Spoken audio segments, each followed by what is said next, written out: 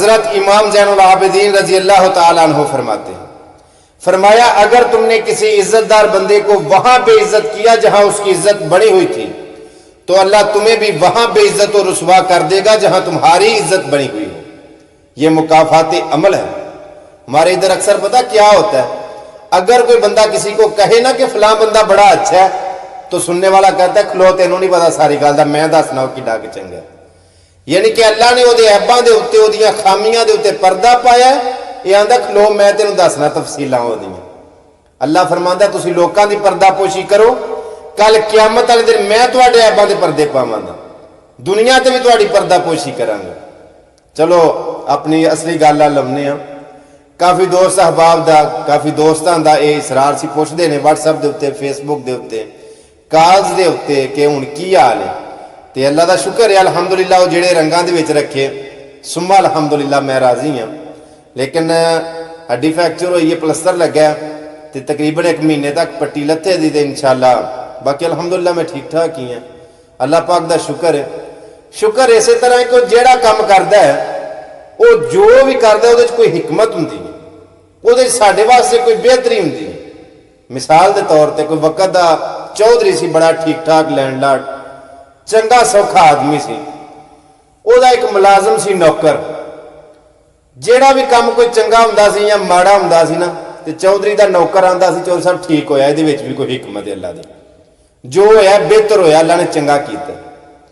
چلو ایک دن ہویا کہ چودھری دی انگلی کٹ کر دی، جدو وہ نوکر نو پتہ لگا نا ملازم نو تے چودھری نو آندا چودھری صاحب یہ اللہ دی حکمت ہے، کوئی چنگا ہویا، ٹھیک ہویا۔ انہوں بڑا غصہ آیا، وہ آکھن لگا اگے جو بھی ہوندا رہا میں نہیں بولیا، اج میری انگلی کٹ کتی ہے، جسم دا اہم اعضاء ہے، یہ کٹ کتا ہے، پھر بھی آندا ہے اللہ دی حکمت ہے، کوئی ٹھیک ہویا، چنگا ہویا۔ انہوں بڑا غصہ چڑھیا۔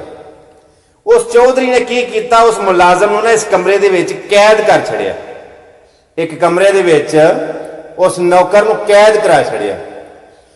کچھ دیہاڑے گزرے تے وہ جڑا چودھری نا وہ شکار تے نکلیا، جڑے ویلے شکار تے گیا نا تے شکار کھیڑدا کھیڑدا دور کسی علاقے ہور چ ٹر گیا۔ اس علاقے دا اصول سی کہ سال بعد ایک بندہ پنڈوں باہر نہ قربان کرتے سن، ذبح کرتے سن۔ جہے ویلے یہ چودھری اس علاقے چ گیا نا تو انہیں یہ پھڑ لیا۔ انہوں نے کی پتا ہے چودھری چدراوا اپنے علاقے چ ہوں نے تے اپنے ہو کے آدھے اپنے گھر اگے کتا بھی شیر ہوں، بعد نہیں نہ لوگ منتے۔ جدو یہ دوجے علاقے چ گیا انہوں نے پھڑ لیا، جدو ذبح کرن لگے نا یہ سارا جسم ویکھیا، جائزہ لیا تے یہ ایک انگلی کٹی، یہ نہ چھڑ چھڑے۔ انہیں آخیا جڑا داغی بندہ ہوئے نا وہ اسی قربانی نہیں کرتے، انہوں نے اسی ذبح کرتے، جا ٹور جا تینوں معاف کیتا۔ یہ ہوں بڑا راضی راضی نا کہ جان بخشی ہوئی ہے، یہ بڑا راضی راضی جدو واپس آیا تے سیدھا اس کمرے دے اگے گیا جتھے انہوں نے بند کرایا، وہ اگے کھلو کے آخر لگا یار تو آندا ہوندا سا کہ اللہ نے جو کیتا بہتر، یہ حکمت ہے، اللہ جو کرتا بہتر کرتا، گل تیری ٹھیک ہے۔ میں گیا وا تو انجن میری انگلی کٹی انہیں ویکھی ہے تو چھڑ چھڑیا نہیں تو انہیں مینوں ذبح کر چھڑنا ہی، لال کر چھڑنا ہے۔ تو سنا تیرے ڈنگ کیویں پہ گزرتے رہے، تینوں تو میں بڑے نہ غصے چ قید کرا گیا، معافی دے جانی۔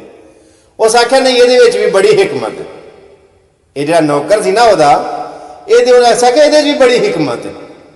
اس آخیا یہ کیویں حکمت ہے؟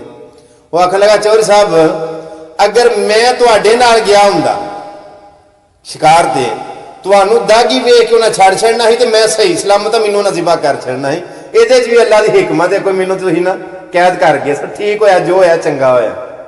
لیکن اپنے آپ اس گل دے اتنے کھلارنا بڑا اوکھا ہے، اس گل دے اتنے اپنے آپ مطمئن کرنا بڑا اوکھا ہے کہ اللہ جو کردا بہتر کردا، خدا جاندا ہے اسی اپنے واسطے بہتر نہیں کرتے، اللہ ساڈے واسطے بہتر کردا ہے۔ تے ایتھے بڑا خوبصورت جہا شعر مینوں یاد آ گیا، میاں محمد بخش عارف کھڑی رحمت اللہ علیہ فرماندے نے، بڑے بڑے میں ٹینڈے ویکھے زورا ور سترانے، بے وقوفاں دے بے عقلاں دے نوکر ویکھے دانش مند سیانے۔